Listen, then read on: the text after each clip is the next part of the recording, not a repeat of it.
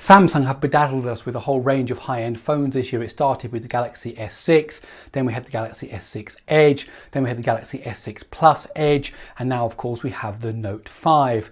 But of course Samsung aren't the only smartphone manufacturer in the world.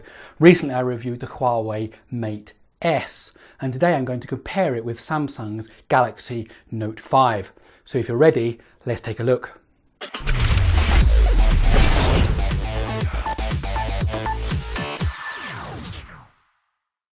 Samsung has certainly switched things about a bit with its design since the Galaxy S5 and Note 4.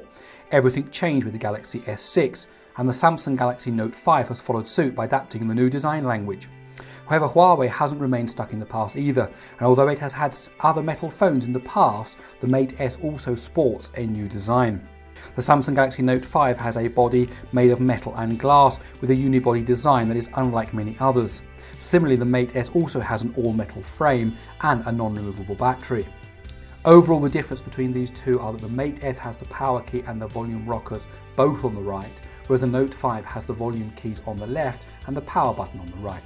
The Note 5 has the Samsung home button on the lower bezel flanked by the capacitive keys, whereas the Mate S has no button and no capacitive keys. All keys are on screen. Lastly, we mustn't forget that the Note 5 also includes a stylus in the S Pen, a feature missing from the Mate S. The Samsung Galaxy Note 5 touts a 5.7-inch Super AMOLED display, which is larger than Huawei's 5.5-inch AMOLED panel. Aside from size, we are looking at full HD resolution on the Mate S and QHD on the Note 5. However, both are using similar screen technologies. Super AMOLED and AMOLED panels are known for emitting very bright, saturated colours as well as very deep blacks, something that can clearly be seen on both devices. However, one aspect of the Mate S that some people won't like is that the designers have elected to use very thin bezels. So much so there is a black border around the display where the active pixels stop and the display material continues towards the edge. Personally, I don't find this a problem, however some users find it quite distracting. The Note 5 clearly has the upper hand when it comes to raw processing power with its Exynos 7420 octa-core processor. Although the Kirin 935 is also an octa-core processor, Huawei have opted for two clusters of quad Cortex A53 cores, whereas the Exynos 7420 uses four Cortex A53 cores and four Cortex A57 cores. Also, the GPU in the Note 5 is the Mali T760, whereas the Mate S is sporting the lower performing Mali T628. The other big difference is that the Mate S has 3GB of RAM, while the Note 5 packs a draw-dropping 4GB. But let's move on to the other components. Internal storage options for the Mate S are 32GB and 64GB, plus a 128GB variant with a pressure-sensitive screen. However, this latter option won't be available globally. The Galaxy Note 5 also has a similar lineup, but there is no 128GB variant. Both suffer from excessive use of the internal storage by the system, as both devices only offer around 24GB of free space to the user from the 32GB of total flash memory. Some of you might prefer the Huawei Mate S when considering storage, as it supports micro SD cards, something Samsung has done away with. However, neither offer removable batteries. The battery in the Note 5 is a 3000 mAh unit, while the Mate S packs a 2700 mAh unit. Both devices have a built-in fingerprint reader, but how they are implemented is quite different. The Note 5 includes the fingerprint reader in the home button on the front of the device on the lower bezel. Huawei have taken a different approach and has placed the fingerprint reader on the back. While both fingerprint readers are highly accurate, I find the fingerprint reader on the Mate S easier to use. The reason is quite simple. The Mate S allows you to wake and unlock your phone in one step, whereas the Note 5 requires two steps. The thing about all lock screen technologies is that the harder they are to use, the more likely they are to be ignored. On your Android phone, you can set up a PIN or a pattern to unlock the phone. I know lots of people that use them. But when the authentication step becomes too cumbersome, then users tend to do away with them. I tried using a PIN or a pattern on my phone, but having to type in the PIN or make that pattern like 50 times a day drives me crazy, so I don't do it anymore. Fingerprint readers offer an authentication step that should make unlocking smartphones quick. When it comes to the unlock, both the Note 5 and the Mate S do an equally good job. Some people won't like the fact that the fingerprint reader is on the back of the Mate S, as it means that you can't unlock your device without picking it up. That is a fair criticism. However, I have been digging back into my memory and I really can't recall the last time I tried using my phone without actually holding it in my hand. However, if for you it is essential to unlock the phone without holding it, then there is always the backup PIN number, which can be tapped in on those occasions when you aren't holding your phone. However, where the Mate S gets it right and the Note 5 gets it wrong is that the Mate S allows you to wake and unlock your phone in one step. With the phone asleep, you can just press your finger on the reader and the phone will wake and unlock in one swift movement. On the Note 5, you need to wake the device with the power button and then place your finger on the sensor, or you need to press the home button and leave your finger on the button until the fingerprint is read. Now, I've practiced this maneuver repeatedly and it still takes around 1 second to wake and unlock the phone.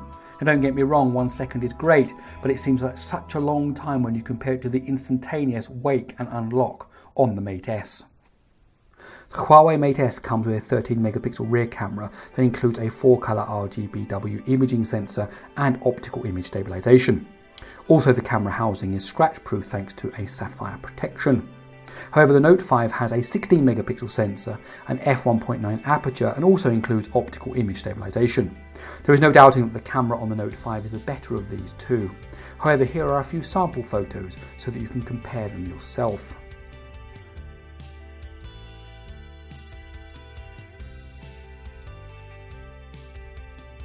On the front side, you'll find an 8 megapixel camera on the Huawei Mate S and a 5 megapixel camera on the Note 5. Here, on paper at least, the Mate S offers more to selfie lovers. Both the Samsung Galaxy Note 5 and the Huawei Mate S run Android 5.1.1 Lollipop, but that doesn't exactly mean that their software is identical. In fact, their UI schemes are quite different. Samsung's TouchWiz UI was stripped down for the Galaxy S6, and we are thankful that the same philosophy has been applied to the Note 5. It still has all of those great S Pen features, multitasking and other elements, but the interface is much sleeker. Huawei's version of Android is known as Emotion UI, and it's quite significantly different from TouchWiz and from stock Android. The most notable difference is the lack of an app drawer, which means you are dependent on folders to keep things organised. Huawei has added some extra built-in functionality, including a set of motion controls like flip to mute and the knuckle gesture system. There is also a one-handed layout mode which temporarily reduces the size of the UI so that it can be used with one hand. Finally, Emotion UI also has some dual windowing support, but mainly for the stock apps like Gallery, Notepad, videos and so on. Overall, Huawei's take on Android is certainly different from the stock experience, however it is sleek and well designed. When it comes to pricing, the Mate S is available for €649 in Europe or £469 in the UK, while the Note 5 is available for $700 for those in the USA. If you're using a direct conversion between dollars, euros and pounds, then the two devices are similarly priced. However, the Note 5 isn't available in Europe and a direct conversion never works anyway.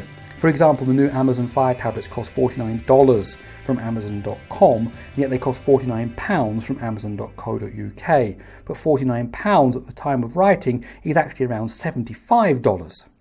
If you could get a Note 5 in Europe for the same price as you can get it in the USA, then the Note 5 would be an absolute bargain.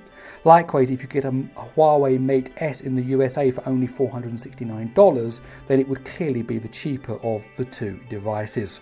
And there you have it, my quick comparison between the Note 5 and the Mate S. Now, if you had to choose between these two phones, it may not be just the pure specifications that would alter your decision. For example, there's availability and there's pricing. The Note 5 isn't available in Europe, for example, and what is the price of the Mate S in your local area? If you were to put aside availability and pricing, then clearly the Note 5 is the better of the two devices. However, the Huawei does offer a good overall general experience.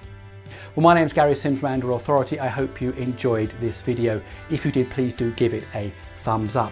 Also above, you'll find links to both social media and to YouTube, so you can subscribe to our YouTube channel and you can follow me on Twitter and on Google+.